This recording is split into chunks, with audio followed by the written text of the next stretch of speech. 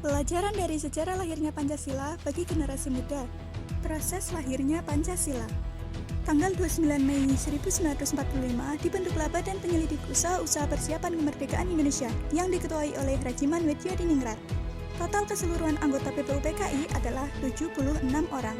Selama berjalan, BPUPKI melangsungkan 2 kali sidang. Sidang pertama dilaksanakan pada 29 Mei sampai 1 Juni. Dalam sidang ini, terdapat 3 tokoh yang merumuskan dasar negara. Yang paling terkenal adalah rumusan yang dikemukakan oleh Soekarno pada 1 Juni yang diberinya nama Pancasila. Sidang pertama berakhir tanpa adanya keputusan dasar negara. Untuk itu, keputusan ini diserahkan pada panitia kecil. Rajiman mengutus Soekarno untuk membentuk panitia kecil guna mengelola usulan dasar negara dari para anggota BPUPKI.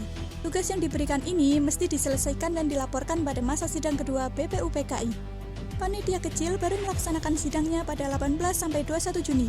Tanggal 22 Juni 1945 dibentuk Panitia 9. Tugasnya adalah menyusun rancangan pembukaan UUD yang memuat rumusan Pancasila.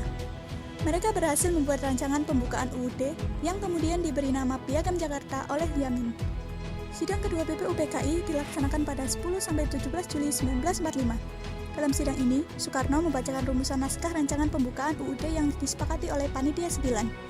Meski banyak yang merasa keberatan terhadap sila pertama, tapi Soekarno tetap mempertahankannya. Akhirnya, Piagam Jakarta disahkan menjadi pembukaan UUD. Hasil tersebut menandakan berakhirnya sidang BPUPKI. Tanggal 9 Agustus 1945 dibentuklah Panitia Persiapan Kemerdekaan Indonesia atau PPKI. PPKI beranggotakan 21 orang, kemudian bertambah 6 orang.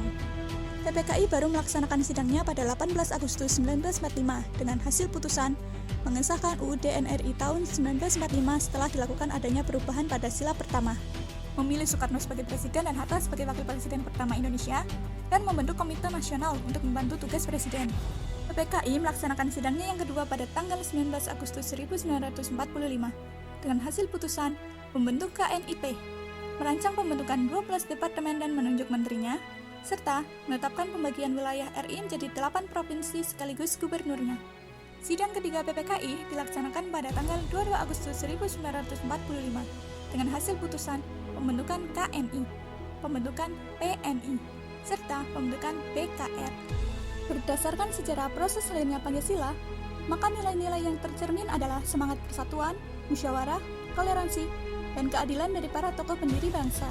Di tengah perbedaan pendapat yang ada, mereka tidak memaksakan kehendak satu sama lain, bahkan berusaha untuk mencari titik temu atas penyelesaian masalah tersebut agar tetap menjadi bangsa yang utuh.